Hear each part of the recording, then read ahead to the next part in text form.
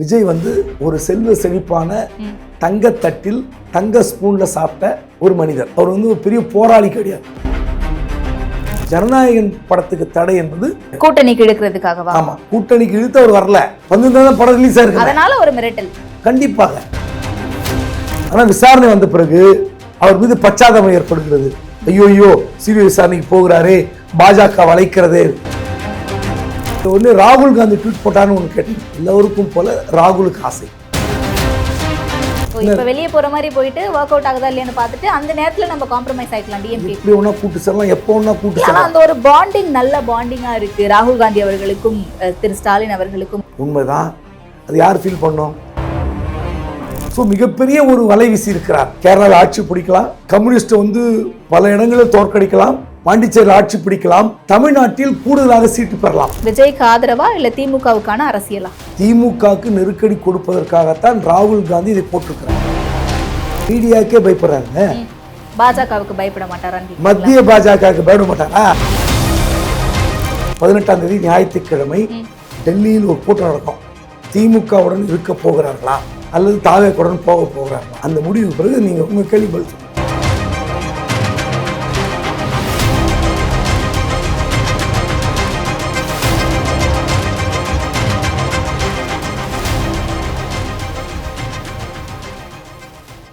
இப்போது புதிய அறிமுகம் ஆச்சி ஹோட்டல் சாம்பார் 50 கிராம் ரூபாய் 20 மட்டுமே. வணக்கம் சார். வணக்கம். ஜனநாயகன் திரைப்படத்திற்கு சென்சார் சர்டிஃபிகேட் கிடைக்காதது, சிபிஐ அலுவலகத்துக்கு போய் விஜய் அவர்கள் டெல்லியிலேயே விசாரணைக்கு ஆஜராகிட்டு வந்தது, இது எல்லாமே தாவேகாவை சுற்றி அடிக்குதோ அப்படின்ற ஒரு டாக் போய்கிட்டு இருக்கு. இதற்கு மத்தியில் தேசிய கட்சிகளாக இருக்கக்கூடிய காங்கிரஸாக இருக்கட்டும், பாஜகவாக இருக்கட்டும், தாவேகாவையோ இல்லை விஜயையோ எப்படி அணுகுறாங்க, சிபிஐ விசாரணை மூலமாகவோ இல்லை ஜனநாயகன் திரைப்படம் மூலமாகவோ அப்படிங்கிறத தொடர்ந்து பார்க்க முடியுது. நேற்றைக்கு ராகுல் காந்தி அவர்கள் போட்ட ட்வீட் ஜனநாயகனுக்கு ஆதரவா தமிழ் மக்களினுடைய தமிழ் கலாச்சாரத்தினுடைய ஒரு குரலை நசுக்கிற மாதிரி இருக்கு அப்படின்ற மாதிரி சொல்லியிருக்காரு.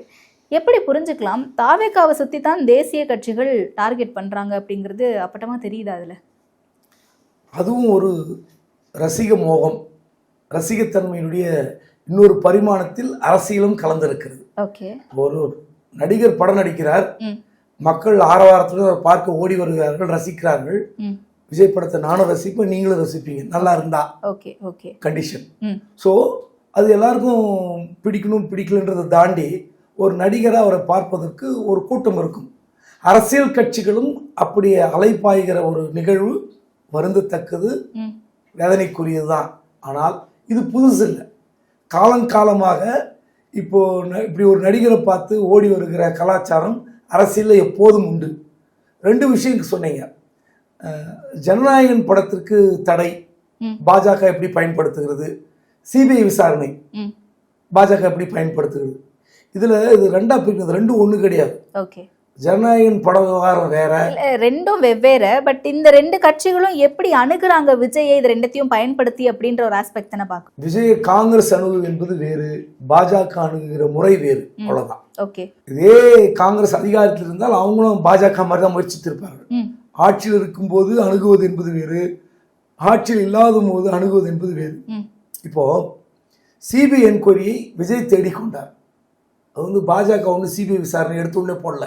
கரூர் சம்பவம் எல்லாருக்கும் தெரியும், என்ன நடந்தது, எப்படி நடந்தது, யாரால் நடந்தது, யார் காரணம், எல்லாமே நல்லா தெரியும். ஆனா அதுக்கு ஒரு இன்ச்சளவு கூட வருத்தப்படாத ஒரு நபர் ஒரு அரசியல் தலைவராக தமிழ்நாட்டில் பரிணமிக்கிறார். இந்த சம்பவத்திற்கு யார் காரணம் என்று சொல்வதற்கு ஆளுங்கட்சிக்கு தைரியம் கிடையாது, ஆளுங்கட்சி தலைமைக்கு தைரியம் கிடையாது, மற்ற எந்த கட்சிக்கும் தைரியம் இல்லை. ஆனா விசாரணை வந்த பிறகு அவர் மீது பச்சாதாபம் ஏற்படுகிறது. ஐயோ சிபிஐ விசாரணைக்கு போகிறாரே, பாஜக வளைக்கிறதே, இந்த சம்பவத்திற்கு நான் பொறுப்பேற்கிறேன் அப்படின்னு சொல்றவன் தாங்க தலைவன். முதல்ல அரசியல்ல கீழ்ப்படிதல் ரொம்ப முக்கியம். தலைவராக இருந்தால் மட்டும் போதாது, தலைவரும் ஒரு கொள்கைக்கு, ஒரு கட்டளைக்கு, ஒரு நன்மைக்கு கீழ்ப்படிய வேண்டும். அதான் தலைவனுக்குரிய இலக்கணம். ஆனா இப்படி ஒரு 41 பேர் இறந்த பிறகு 3 நாட்கள் கழித்து ஒரு வீடியோ வெளியிடுறது, தமிழ்நாடு போலீஸ் தான் காரணம் சொல்றது. அதுக்கப்புறம் 2 நாட்கள் கழித்து செந்தில் பாலாஜி ஒரு பிரஸ் மீட் கொடுத்தார் கரூர்ல. அவர் கொடுத்த பிரஸ் மீட்டுக்கு துணிச்சல் இருந்திருந்தா அன்று மறுநாளே தாவேகா சார்பில் யாராவது பேட்டி கொடுத்துருக்கணும். கிட்டத்தட்ட அந்த கரூர் சம்பவத்தில் ஒட்டுமொத்த குற்றவாளியாக செந்தில் பாலாஜி சித்தரிக்கப்பட்டார். கரண்ட் கட் செய்யப்பட்டது, கத்தியால் குத்தினார்கள், ஆளை கீழே தள்ளி ஏறி மிதித்து கொன்றார்கள், என்னெல்லாம் பேசுனீங்க. ஏதோ ஒரு ஆதாரம் திமுக எதிராக உடனே இப்படி கேட்பதால் நான் திமுக ஆதரவாக பேசல. யாரு செய்தாலும் தவறு தான். ஆனால் இந்த ஸ்டாம்பீடுக்கு யாரும் தெரிஞ்சு அந்த செயலை செய்யல. ஆனால் அதற்கு காரண காரியங்கள் இருக்கின்றன. அதுக்கு யார் குற்றவாளின்னு பொறுப்பேற்க வேண்டிய நிர்பந்தம் யாருக்கு இருக்கு? யார் காட்டினது? காட்டணுமா இல்லையா? அப்போ மற்றவங்க இல்லைன்னா நீங்க தானே ஒத்துக்கணும் இல்லையா? அது கூட முடியாம சிபிஐ விசாரணைக்கு போறார். இதுல என்ன தப்பு? ஒரு விசாரணை வளையத்தில் சிக்கி இருக்கிறார், பாஜக பயன்படுத்திக் கொள்கிறது, அவ்வளவுதான். பாஜக அந்த கூட்டணிக்கு அழைத்து பார்த்தது, வரல. சிபிஐ விசாரணை அது எப்படி ரிப்போர்ட் எப்படி வருதுன்னு பார்த்த பிறகு முடிவு பண்ணும். அந்த ரிப்போர்ட் நியாயமாக வந்தால் பாஜக இன்ஃப்ளூயன்ஸ் பண்ணல அப்படி எடுத்துக்கலாம். சிபிஐ நேர்மையாக விசாரித்தது எடுத்துக்கலாம். ஆனால் ஜனநாயகன் படத்துக்கு தடை என்பது பாஜக செய்கிற சித்து விளையாட்டு, மறுக்க முடியாது. கூட்டணிக்கு இழுக்கிறதுக்காக. ஆமா, இல்ல கூட்டணிக்கு இழுத்து அவர் வரல, வந்திருந்தா படம் ரிலீஸ் ஆயிருக்கு. அதனால ஒரு மிரட்டல் கண்டிப்பாக வரலனா நாங்க இந்த திரைப்படத்தை வெளியிட மாட்டோம் அப்படின்ற மாதிரி சென்சார் சர்டிபிகேட் கொடுக்க மாட்டோம். அதெல்லாம் உண்மை. ஓகே, இப்போ எனக்கு பிடிக்கல, நான் பார்க்க மாட்டேன்னா அது வேற.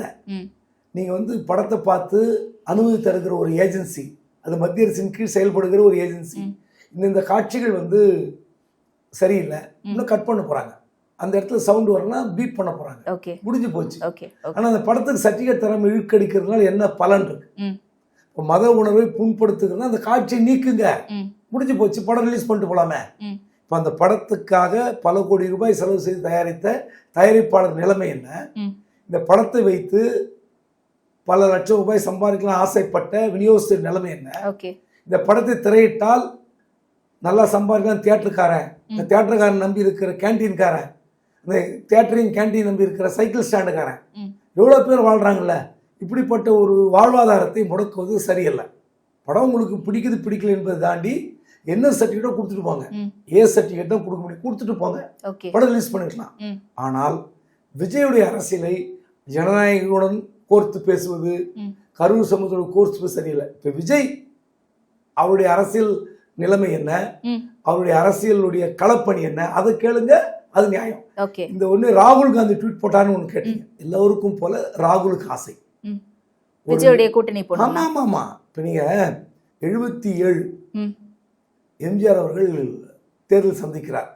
அந்த தேர்தலில் ஒரு பெரிய எமர்ஜென்சிக்கு பிறகு கூட்டணி வைப்பதா இல்லையான்னு திமுக வைக்க முடியாது, திமுகவுக்கு பெருத்த அடி. ஆனால் 80 காங்கிரஸோட கூட்டணி வச்சாங்க. ஆனால் 77 எம்ஜிஆரும் பயந்திருப்பார். ஆனால் ஜனதா வெவ்வேறு கட்சிகள் கூட்டணி வைத்து ஆட்சிக்கு வந்தார். அதன் பிறகு காங்கிரஸோட கூட்டணி வைத்தார். 72 எம்ஜிஆர் வெளியே போனதுக்கு காரணம், கட்சியாக இருந்தது காரணம் இந்திரா காங்கிரஸ் சொல்லி இன்றளவு குற்றச்சாட்டு வைக்கிற பலரும் உண்டு. திமுகவை கொஞ்சம் அதனுடைய ஆட்சி அதிகாரத்தை, அவருடைய அசுர பலத்தை கொஞ்சம் குறைக்கணும், அவங்க வேகத்தை குறைப்பதற்காகத்தான் எம்ஜிஆரை திமுக வெளியே கொண்டு வந்தார் இந்திரா காந்தினே சொல்லுவாங்க. ஸோ இந்த மாதிரியான அரசியல் சூழல்கள், அரசியல் நிலைமைகள்லாம் அந்தந்த காலகட்டத்திற்கு ஏற்ப நடந்திருக்குது.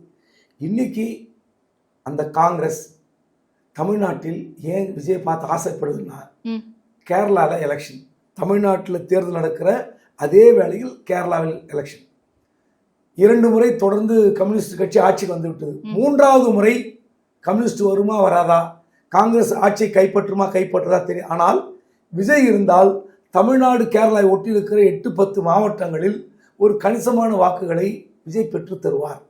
அந்த மாநிலத்தில் ஆட்சி பிடிப்பதற்கு விஜய் உதவுவார். அடுத்து பாண்டிச்சேரி, ஒரு சின்ன யூனியன் டெரிட்டரி தான், அங்கே ஆட்சி வருவதற்கு உதவி செய்வார். தமிழ்நாடு பற்றி நமக்கு என்ன கவலை? தமிழ்நாட்டுக்கு ஆட்சிக்கு வந்தாலும் திமுக ஆட்சி தான், அதுல காங்கிரஸ் என்ன 39 எம்பிக்கள் லம்சமா வச்சிருக்கோமே சார் நம்ம. எவ்வளவு? 39 எம்பி காங்கிரஸ்களும் 9 பாண்டிச்சேரி உள்ளிட்டு 10, தமிழ்நாட்டில் 9, பாண்டிச்சேரி 1 10. ஸோ அவங்களுக்கு என்ன நினைக்கிறாங்கன்னா, இப்போ அந்த எம்பி பத்தி என்ன கவலை? எம்பி வச்சு என்ன பண்றது? 2029 என்ன, இதன் பிறகு எம்பிக்களுக்கு எண்ணிக்கை வேணும், மத்தியில் ஆட்சி பிடிக்கணும் 2029 தான். ம். அப்ப பாத்துக்கலாம், இன்னும் 4 வருஷம் இருக்கு. ஓ, இப்ப வெளியே போற மாதிரி போயிட்டு ஒர்க் அவுட் ஆகுதா இல்லையான்னு பார்த்துட்டு அந்த நேரத்துல நம்ம காம்ப்ரமைஸ் ஆயிக்கலாம் டிஎம்கே கூட. இப்படி ஒன்றும் அரசியல் எப்படி ஒன்றா கூட்டு செல்லலாம், எப்போ ஒன்றா கூட்டு ஆனா செல்லலாம். அந்த ஒரு பாண்டிங் நல்ல பாண்டிங்கா இருக்கு ராகுல் காந்தி அவர்களுக்கும் திரு ஸ்டாலின் அவர்களுக்கும் அப்படின்ற ஒரு வாதம் இருக்குல்ல. உண்மைதான். அது யார் ஃபீல் பண்ணோம்? ம். 2 பேர். இப்போ நீங்கள் 2 உறவுகள் வந்து பலப்படணும், 2 பக்கமும் நினச்சி பார்க்கணும். ம். சரி, நாமளும் கரெக்டாக இருக்கணும், அவங்களும் கரெக்டாக இருக்கணும். இப்போது ராகுல் வந்து இது வந்து பொதுவாகத்தான் சொன்னார், ம். இது கூட்டணிக்கான அச்சாரமாக பார்க்கக்கூடாது அப்படிலாம் சொல்வார்கள். ஓகே. ஆனால் நான் என்ன கேட்குறேன், கரூர் சம்பவத்தின் போதே ராகுல் பேசினார்லாம் செய்தி வந்தது. ஆமா, நேரடியா விஜய்க்கு நேரடியாக கால் பேசினார், பண்ணி. நாங்கள் இருக்கிறோம், பார்த்துக் கொள்கிறோம். இரண்டாவது, இப்போ அதிமுக பாஜக கூட்டணிக்கு விஜய் போக முடியாது. ம். சரிங்களா? பாஜக இந்த அளவுக்கு போட்டு கையை முறுக்குது. அதிமுக ஆசைப்பட்டது என்பது உண்மைதான். பாஜக ஆசைப்பட்டாலும் அவர் அந்த பாசிசம் பாயாசம் பேசிட்டார். பாசிசம் பாஜகன்னு பேசின பிறகு அங்கே கூட்டணிக்கு போனால் என்ன நிலைமை, நமக்கு அசிங்கமாக இருக்கும்னு நினச்சி போகாமல் இருக்கலாம். ஓகே. ஸோ அவருக்கு இருக்கிற ஒரே ஆப்ஷன் காங்கிரஸ். ம். அதில் வேற காங்கிரஸுக்கு ஒரு சும்மா இருந்த காங்கிரஸுக்கு மட்டுமல்ல பல கட்சிகளுக்கு இறை வீசினார். ஓகே. ஆட்சியில் பங்கு. ம். ஆட்சியில் பங்குன்னு திமுக சொல்லலை, அதிமுக சொன்ன ஒரே கட்சி தாவேகா. ம். ஸோ மிகப்பெரிய ஒரு வலை வீசி இருக்கிறார். இந்த வலையில் இந்த இறைக்காக சிக்கி கொண்டிருக்கிற பல கட்சிகள் இருக்கின்றன, இன்னும் போய் ஒப்பந்தம் போடல. ஓகே. அதை நம்பி காங்கிரஸ் ஆசைப்படுகிறது. ம். ஒருவேளை விஜயுடன் கூட்டணி வைத்தால் கேரளாவில் ஆட்சி பிடிக்கலாம், ம். கம்யூனிஸ்ட் வந்து பல இடங்களில் தோற்கடிக்கலாம், பாண்டிச்சேரியில் ஆட்சி பிடிக்கலாம், தமிழ்நாட்டில் கூடுதலாக சீட்டு பெறலாம். ஓகே. ஆட்சிக்கு வரோம், எம்எல்ஏவை ஜெயிக்கிறோம், ஜெயிக்கல, ஒருவேளை ஃப்ளுக்கில் விஜய்க்கு வந்து கிடைக்கிற வாக்கு சதவீதம் இப்போ நம்ம சொல்லிட்டு இருக்கோம்ல, நிறைய பேர் 30, 40, 45 அப்படின்னு சொல்லிட்டு இருக்கோம். அதை வைத்துக்கொண்டு ஒரு 40-50 எம்எல்ஏ ஜெயிச்சிடலாம். இப்போ 25 சீட்டு கொடுத்து 18 தான் ஜெயித்தோம். ஒருவேளை 75-80 சீட்டு வாங்கி ஒரு 40 எம்எல்ஏ ஜெயிச்சிட மாட்டோமா? இன்னொரு கனவு. ஓகே. அந்த கனவுக்காக காங்கிரஸ் இயங்குகிறது. ம். இதுதான் உண்மை. ஓகே. ஒருவேளை பாஜக வந்து விஜயை தன் வலைக்குள்ள இழுக்க பாக்குறாங்க அப்படின்னா, விஜய் அப்படி போனா அது இங்க டிஎம்கே அலைன்ஸுக்கு ஒரு மிகப்பெரிய பேக் ஃபயரா இருக்கும் அப்படின்றதுக்காக காங்கிரஸை வச்சு டிஎம்கேவே இந்த மூவ் எடுக்கிறாங்க அப்படின்னு நம்மளால புரிஞ்சுக்க முடியாது. ஏன்னா நேற்றைக்கு ஒரு பிரஸ் மீட்ல பேசுறார் செல்வ பெருந்தகை அவர்கள், சிங்கத்தின் வாயில் சிக்கியது போல் விஜய் அவர்கள் வந்து பாஜகவின் பிடியில சிக்கி இருக்காரு அப்படின்ற மாதிரி. ஸோ இது ஒரு மூவா இருக்கக்கூடாதா? ராகுல் காந்தியை வச்சு டிஎம்கே பண்ற ஒரு பிளேயா இருக்காதா?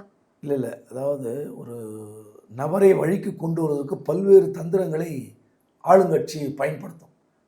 படம் ரிலீஸ் வர்ணமா வேண்டாமா? ஓகே. கரூர் சம்பவ சிபிஐ விசாரணை, நீ குற்றவாளி கூண்டில் சிக்கி குற்றப்பத்திரிகை உன் பெயர் வந்து உனக்கு ஒரு தண்டனை கிடைக்கணுமா கிடைக்கக்கூடாதா? 3வது சின்னம். இத்தனை விஷயங்களை பாஜக வந்து கையில் எடுக்கும், மறுக்கலை. ஆனால் நீங்கள் இத்தனைக்கும் பிறகு இவ்வளோ விஷயம் எல்லாருக்கும் தெரியும், இன்னைக்கு அரசியல் இதெல்லாம் மறைக்கவே முடியாது. இத்தனைக்கும் பிறகு விஜய் போய் பாஜக அதிமுக கூட்டணியில் சேருவாரா? அதிகாரத்தின் முன்பு எவ்வளோ பெரிய ஆளும் மண்டி போடத்தான் செய்வார்கள். காரணம், விஜய் வந்து ஒரு செல்வ செழிப்பான தங்கத்தட்டில் தங்க ஸ்பூனில் சாப்பிட்ட ஒரு மனிதர். அவர் வந்து ஒரு பெரிய போராளி கிடையாது. அரசியலில் படிப்படியாக அப்படியே எல்லா அவமானங்களையும் தோல்விகளையும் கண்டு வளர்ந்தவர் கிடையாது. ஓகே. ஒரு பார்ன் வித் சில்வர் ஸ்பூன், அதான் தங்க ஸ்பூன் சொன்னேன். ஒரு கோட்டீஸ்வரனுடைய ஒரு ஏகபோக ஒரு மிகப்பெரிய இயக்குனருடைய மகன். அவர் படிக்கும் போது, அப்புறம் திரைத்துறைக்கு வந்த பிறகும் அவர் தோல்வியை, அவருக்கு ஒரு நெகட்டிவ் சொன்னால் பிடிக்குமா? பிடிக்காது. அதனால தான் அவர் வந்து இன்ன வரைக்கும் மீடியா பார்க்காம இருக்கார். ஓகே. பத்திரிக்கைன்னா அவருக்கு கொஞ்சம் பயம் இருக்கும். மீடியாவை எல்லோரும் வந்து எதிர்கொள்ள முடியாது. துணிச்சலும் தைரியமும் ஓரளவுக்கு தன் மீது நம்பிக்கையும் இருக்கிற ஒரு நபர் தான் மீடியாவை பார்க்கறதுக்கு ரெடியா இருப்பாங்க. அந்த 3மே இல்லாத ஒரு நபராகத்தான் விஜய் பார்க்க வேண்டியிருக்கு. ஓகே. இப்படிப்பட்ட ஒரு நபர் மீடியாக்கே பயப்படுறாங்க, பாஜகவுக்கு பயப்பட மாட்டாரான்னு, மத்திய பாஜகவுக்கு பயப்பட மாட்டாரா? அப்படி பயந்து போயிடக்கூடாது அப்படின்றதுக்காக ராகுல் காந்தி வந்து இப்படி ஒரு சப்போர்ட்டிவான ட்வீட் போட்டு டிஎம்கே அதை ஸ்டாப் பண்ண கூட நினைக்கலாம்ல, அதற்கான பாசிபிலிட்டிஸ் இருக்கு. இல்ல காங்கிரஸ் அப்படி வந்து திமுக ப்ளே பண்ணி காங்கிரஸ் கேட்குமாங்க? ம். காங்கிரஸ் ஆசைப்படுகிறது. Okay. ஒரு 75% காங்கிரஸார் விஜய் பக்கம் போகலான்னு ஆசைப்படுறாங்க. ராகுல் காந்தி உட்பட. மேபி இருக்கலாம். ஓகே. அது 75% ராகுல் காந்தி இருக்கக்கூடாதா? வச்சுங்க. ஏன் அவரை வந்து மைனஸ் பண்றீங்க? இல்ல டெல்லி தலைமை இதுவரைக்கும் பேசாம இருக்காங்க. இங்க இருக்கக்கூடிய முக்கிய தலைவர்கள் விஜய் குறித்தோ இல்ல விஜய் குறித்தான கூட்டணி குறித்தோ பேசும்போது அப்படின்ற ஒரு டாக் இருந்துட்டே இருந்துச்சுல. இப்ப நேற்றைக்கு வெளிப்படையா ஒரு ட்வீட் போட்டிருக்காரு அப்படின்னும் போது மெர்சல் திரைப்படத்துக்கும் ஆதரவு தெரிவிச்சு போட்டிருக்காரு இதுக்கு முன்னாடியே. ஏன் இது மட்டும் இவ்வளவு பெருசா கூட்டணி வரைக்கும் கொண்டு போகப்படுது? அதெல்லாம் மீடியா பண்ற ஹைப். ஓகே. திமுக பண்ற ஹைப் இல்ல. நேத்து ராகுல் காந்தி போட்டோன்னு நம்ம தானே போட்டோம். Flash news. விஜய்க்கு ராகுல் ஆதரவு, விஜய்க்கு ராகுல் சிக்னல், விஜய்க்கு கை கொடுக்கிறார் ராகுல். நம்ம தானே டைட்டில் வச்சோம். திமுக வச்சது இல்ல காங்கிரஸ் வச்சாங்க? கிடையாது. இது அந்தந்த நேரத்துக்கு மீடியா பயன்படுத்துகிற யுக்தி, டிஆர்பி ரேட்டிங், அவ்வளவுதான், ஒன்றும் கிடையாது. ஆனால் கண்டிப்பாக காங்கிரஸ் சொன்ன லிஸ்ட் தான் கேரளா, பாண்டிச்சேரி, தமிழ்நாடு, கூடுதல் இடம் இதெல்லாம் வைத்துக்கொண்டு ஒருவேளை அவர் சொன்ன 67, 77 புரட்சி விஜயால் நடந்து விடும் என்று காங்கிரஸ் நம்பினால் நம்பிட்டு போட்டோம். அது அவங்களோட நம்பிக்கை. அதை குறை சொல்ல விரும்பல. இன்னைக்கு இருக்கிற பொருளாதார அரசியலில் திமுக அதிமுக போல வலிமையான கூட்டணி, அந்த கூட்டணியில் இணைகிற கூட்டணி கட்சிகள் அவங்க எப்படி ஜெயிப்பாங்கன்னு எல்லாருக்கும் நல்லா தெரியும். காங்கிரஸுக்கு தெரியும், அந்த பக்கம் பாஜகவுக்கு தெரியும். ஆனால் புதிதாக வருகிற ஒரு கட்சி, அந்த கட்சிக்கு பூத் கமிட்டி இருக்கா தெரியாது. இல்ல ஒரு சட்டமன்ற தொகுதிக்குள் எப்படிலாம் வேலை செய்யணும், தேர்தலுக்கு எப்படி ஓட்டு வேட்டையாட வேண்டும் அப்படிலாம் தெரியுமா? தேவையில்லை. எதுவுமே தேவையில்லை. பூத் ஏஜென்ட் தேவையில்லை, எங்களுக்கு பிரச்சாரம் தேவையில்லை. விஜய் அவருடைய சின்னம் ஜெயிச்சா நம்புறாங்கல்ல. அது காங்கிரஸ் ஆசைப்பட்ட நம்ம என்ன பண்ண முடியும்? ராகுல் காந்தி ஆசைப்படுகிறார், பிரியங்கா ஆசைப்படுகிறார், தமிழ்நாட்டில் உள்ள பல காங்கிரஸ் ஆசைப்படுகிறார்கள். ஆனால் ஒரு குறிப்பிட்ட காங்கிரஸ் தலைவர்கள், ப. சிதம்பரம், செல்வ பெருந்தகை, சோனியா காந்தி விட்டுருங்க, அவங்க பையன் 2 பையனும் பொண்ணு என்ன சொல்றாங்களோ அம்மா கேட்கிற நிலைமையில மாறிட்டாங்கன்னா கஷ்டம். ஸோ பல தலைவர்கள் திமுக பக்கம் இருந்தால் தான் சரியா இருக்கும்னு வெளிப்படையா பேசுறாங்க. கூட்டணி பற்றி நீங்கள் வேறு யாரும் கருத்து தெரிவிக்க வேண்டாம்னு சொன்ன பிறகு திருச்சி வேலுசாமி வேற விதமா பேசுகிறார், பிரவீன் சக்கரவர்த்தி இன்னொரு விதமா பேசுகிறார். இதுக்கெல்லாம் காரணம் பார்த்தீங்கன்னா விஜய் கொடுத்த ஆஃபர் தான்.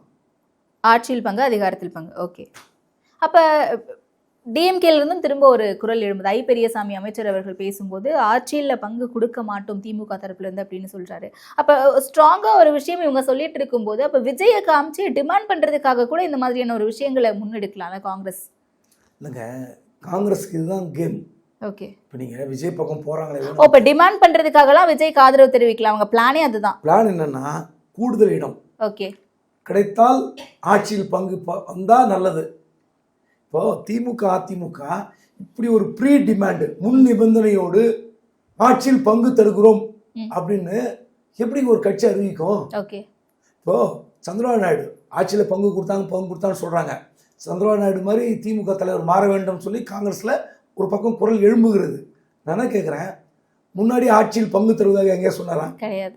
அப்புறம் எப்படி எல்லாம் சந்திரபாபு நாயுடு பற்றி புகழ்றாங்க? அது வந்த பிறகு நடந்த கேம். சந்திரபாபு நாயுடு எந்த அழுத்தத்தின் பேரில் பவன் கல்யாணுக்கு அமைச்சர்கள் பங்கு கொடுத்தார் தெரியாது. அந்த மாதிரி மெஜாரிட்டி இருந்தும் அவர் கொடுத்தார் மாதிரி ஆட்சிக்கு வந்த பிறகு, தேர்தல் நடந்து முடிந்த பிறகு ஒரு ஒப்பந்தம் போட்டுக்கொண்ட ஒரு வகையில் அவர் உண்மையாக இருக்கிற பட்சத்தில் வந்துட்டு போட்டோம்.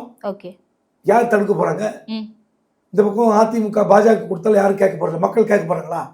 இல்ல, நீங்க பெரும்பான்மை இடம் பெற்று விட்டீர்கள், நீங்கள் மட்டும்தான் ஆட்சி அமைக்க வேண்டும், அமைச்சரவையில் பாஜக இருக்கக்கூடாதுன்னு ஓட்டு போட்ட மக்கள் சொல்ல போறாங்களா?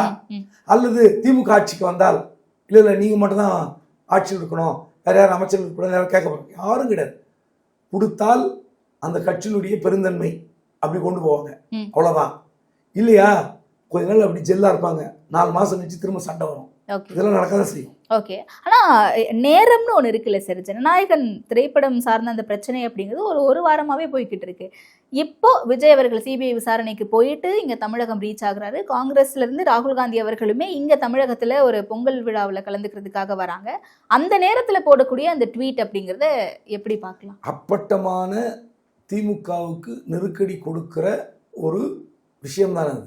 வேற ஒண்ணுமே கிடையாது. விஜய்க்கு ஆதரவா இல்ல திமுகவுக்கான அரசியலா? திமுகவுக்கு நெருக்கடி கொடுப்பதற்காகத்தான் ராகுல் காந்தி இதை போட்டிருக்கிறார். ஓகே. இல்லாட்டி நீங்க சொன்ன சார், மாதிரி அதே தமிழகத்துக்கு வந்திருக்கும் போது எகிரி குதிச்சு போய் ஸ்வீட் எல்லாம் வாங்கி கொடுத்தாரு. அதாங்க இந்த விஷயத்தை நீங்க கேட்ட கேள்விக்கே பதில் சொல்றேன். நீங்க சொன்ன மாதிரி முதல் நாளே போட்டுக்கலாமே. ஓகே. அவர் கோர்ட்டுக்கு போனார்ல, அன்னைக்கு போட்டுக்கலாமே. தீர்ப்பு வந்த மறுநாள் போட்டிருக்கலாமே. ஏன் அன்னைக்கு போடாம இன்னைக்கு போடுறாங்க? சிபிஐ விசாரணைக்கு போன பிறகு ராகுல் காந்தி போட வேண்டிய அவசியம் என்ன? ஜனநாயகங்களுக்கு தடை போட்டு எவ்வளவு நாள் ஆச்சு? ஒரு வாரம் கிட்ட. ஏன் அப்போ அன்னைக்கு போடல? உங்க கேள்வி நியாயமான கேள்வி. ராகுல் காந்தியை தமிழ்நாட்டில் இருக்கிற ஒரு குழு அழுத்தம் கொடுக்கிறது. ஓகே. திமுகவிலிருந்து கூடுதல் இடம் வாங்க வேண்டும் என்றால் நீங்க இதெல்லாம் செய்யுங்க. இதெல்லாம் டாக்டிஸ். இதுக்கு மேல வேற என்ன சொல்ல முடியும்? ஓகே. அண்ட் திமுக அதை எப்படி அணுக போறாங்க? ஹைப்போதெட்டிக்கல் क्वेश्चनாவே வச்சுப்போமே. ஒருவேளை காங்கிரஸ் வந்து திமுக கூட்டணியில இருந்து வெளியே வரதுக்கு முடிவு எடுத்துட்டாங்க, தாவேகாவோட போறாங்க அப்படின்னா திமுகவுக்கு என்ன மாதிரியான ஒரு பலகீனமா இருக்கு? 18ஆம் தேதி டெல்லியில் காங்கிரஸ் தலைமையிலான ஒரு கூட்டம் நடக்க போகுது. ஓகே. தமிழ்நாட்டிலிருந்து பல தலைவர்கள் போக போகிறார்கள். ராகுல், பிரியங்கா, மேபி சோனியா ஹெல்த் நல்லா தான் அவங்களும் வருவாங்க. இந்த கூட்டம் இன்னும் வெளிப்படையாக அறிவிக்கப்படலை. 18ஆம் தேதி ஞாயிற்றுக்கிழமை டெல்லியில் ஒரு கூட்டம் நடக்கும். திமுகவுடன் இருக்க போகிறார்களா அல்லது தாவேக்குடன் போக போகிறார்களா? அந்த முடிவு பிறகு நீங்க உங்க கேள்வி பதில் சொல்லுங்க. ஓகே. அது இப்போ உண்மையாவே இது அஃபிஷியலான ஒரு மீட்டிங் தான். ஓப்பனா கூட்டணி குறித்து தான் பேச போறாங்க, தமிழ்நாடு எலெக்ஷன்ஸ் பத்தி மட்டும் இல்ல. ஓபன் மீட்டிங் இருக்கு, ரகசிய அத ரகசிய மீட்டிங், பார்ட்டி மீட்டிங். பட் அதுக்குள்ள இத பத்தி தான் பேச போறாங்க அப்படிங்கிறது நிச்சயமாக. ஏன்னா உங்களுக்கு நீங்க ஒரு ரொம்ப சண்டை போட்டுன்னு வச்சுங்க, சலிப்பு வந்துடும். திமுக ஒரு பிளான் பி வச்சிருக்கோம் வச்சுங்க.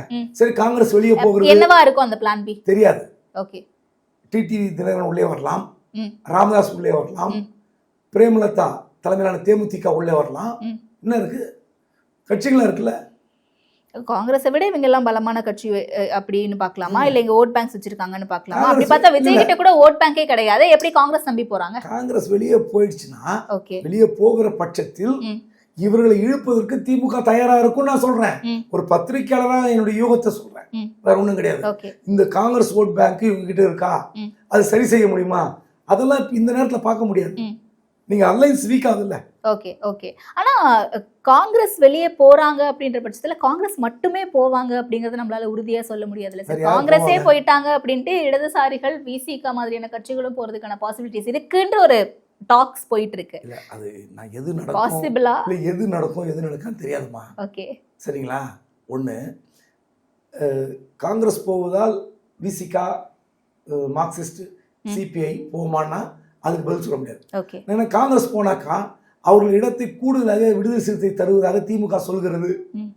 6க்கு பதில் 12 தரோம், இல்லை 14 இடங்கள் தருகிறோம்னா விசிகா 14 இடங்களில் 10 இடங்களை வெற்றி பெற முடியும். பணத்துக்கு பணம் கிடைக்கும், எம்எல்ஏக்கு எம்எல்ஏ கிடைக்கும்னு இங்க நிற்பாங்களா? இல்ல அங்க 25 சீட் கிடைக்கும், ஆனால் 1 கூட ஜெயிக்க முடியாது, இல்லை 2 சீட் தான் ஜெயிக்க முடியும், அங்க போவாங்க. யோசிச்சுப்பாங்க. ஓகே. ஆட்சி அதிகாரத்துக்கும் வர முடியாது. விஜய் வந்து ஆட்சி அமைப்பாரா தெரியாது. அவர் அறிவிச்சிருப்பது என்னன்னா பெரிய வலை. அந்த வலையில எந்த கட்சி சிக்கினாலும் அவருக்கு லாபம். ஆனா சிக்கன கட்சிக்கு லாபமா? போன காங்கிரஸ் 75 சீட்டு, எத்தனை சீட் ஜெயிக்கும் யாருக்கா தெரியுமா? 25ல் 18 ஜெயிச்சது. அவரோட பர்சன்டேஜ் என்ன? 60. நீங்க அங்க சொல்ல முடியுமா 75 சீட்டு வாங்கி 45 சீட் ஜெயிப்போம் சொல்ல முடியுமா? 50 சீட் ஜெயிப்போம் சொல்ல முடியுமா? இந்த முறை 18ல் 20 கூட ஜெயிக்கலாம், 25 கூட ஜெயிக்கலாம். 25க்கு 25ம் காங்கிரஸ் வெற்றி பெறுவதற்கு இங்க வாய்ப்பு இருக்கிறது. நீங்க அதிகாரத்தில் இருப்பது உங்களுக்கு அழகா, இல்லை கூடுதல் சீட்டு வாங்கி அதுல எத்தனை வெற்றி பெறுகிறோம் எத்தனை தோல்வியும் தெரியாம தவிப்பது சரியா? காங்கிரஸ் தான் முடியும். ஆனா மாநில தேர்தல்கள்ல காங்கிரஸினுடைய ஸ்ட்ராட்டஜியை வந்து நம்ம ஒரு ஃபெயிலியர் ஸ்ட்ராட்டஜியா இருக்கு, ரொம்ப வீக்கான ஸ்ட்ராட்டஜி பிளான் பண்ணிட்டு இருக்காங்க அப்படிங்கறத ஒவ்வொரு முறையும் பேசுறோம். இந்த முறை அது எந்த அளவுக்கு பாசிட்டிவா முடியும்னு காங்கிரஸ் நம்புறாங்கன்னு எனக்கு தெரியல. ஏன்னா விஜய் அவர்களோட கூட்டணி போறாங்கன்னா, நீங்க ஏற்கனவே சொன்னீங்க இதன் பிறகு பாஜகவினுடைய அழுத்தம் விஜய்க்கு அதிகமா ஆகும். சிபிஐ விசாரணையா இருக்கட்டும், இல்ல ஜனநாயகம் திரைப்படம் சார்ந்தா இருக்கட்டும், இல்ல சின்னம் கொடுக்கறது முதற்கொண்டு எல்லாமே அவங்க அழுத்தம் கொடுப்பாங்க அப்படின்னு. ஒருவேளை காங்கிரஸ் விஜயோட போறாங்கன்னா அந்த கோவத்துல இன்னும் அந்த அழுத்தம் அப்படிங்கிறது விகரசா இருக்காதா? அதாவது இது அனலைஸ் பண்ணிருக்க மாட்டாங்களா காங்கிரஸ்? பாஜக பக்கம் விஜய் போகக்கூடாது என்பதில் காங்கிரஸுக்கு விருப்பம் இருக்குது. ஓகே. அதற்கு தான் காங்கிரஸ் இயங்கி கொண்டிருக்கிறது. அதனால தான் காங்கிரஸ் விஜய் பக்கம் போவதற்காக துடித்து கொண்டிருப்பது போல் ஓடிக்கொண்டிருக்கிறது. உண்மையில் போய் சேருமா சேராத நமக்கு தெரியாது. ஆனால் நீங்கள் விஜய்க்கு வேறு வழி இல்லை. விஜய்க்கு இருக்கிற ஒரே ஆப்ஷன் காங்கிரஸ். ஸோ விஜயும் காங்கிரஸ் தரப்பிலும் ஒரு ரகசிய உடன்பாடு அல்லது பேச்சுவார்த்தை நடந்து கொண்டிருப்பதாக நான் நம்புகிறேன். அது நேரடியா விஜய் தான் பேசுறாரா இல்ல ஆதவ அர்ஜுனா மாதிரி யார் பேசுறாங்க இல்ல விஜய் கூட பேசலாம். ஓகே. யாரோ ஒருத்தர் கண்டிப்பாக நீங்க வந்து இப்போ மத்தியில பாஜக அடிக்குது, ஆளுங்கட்சி விஜய் அடிக்குது. இப்போ விஜய் வந்து ஒரு அரசியல் கட்சியில படிப்படியாக வளர்ந்தவர் இல்லை. அவருக்கு ஏகப்பட்ட பயம் இருக்கும், ஏகப்பட்ட சிக்கல் இருக்கும், முடிவெடுக்க முடியாத சூழலில் அவர் மனநிலை தள்ளப்படும். அப்படிப்பட்ட ஒரு நபருக்கு ஏதோ ஒரு கட்சி கிடைச்சா நல்லா இருக்கும்னு நினைக்கலாம். அது காங்கிரஸ் இழுக்கலாம், ஒரு காங்கிரஸோட ரகசிய பேச்சு அது நடத்தலாம். போய் சேருமா சேராதான்னு 18ஆம் தேதிக்கு அப்புறம் பேசுவோம். ஓகே. அப்போ நிச்சயமா என்ன நடக்கும் அப்படிங்கிறத பொறுத்து இருந்து பார்ப்போம். எக்ஸ்க்ளூசிவான இன்ஃபர்மேஷன் கொடுத்துருக்கீங்க. Thank you so much sir. நன்றி.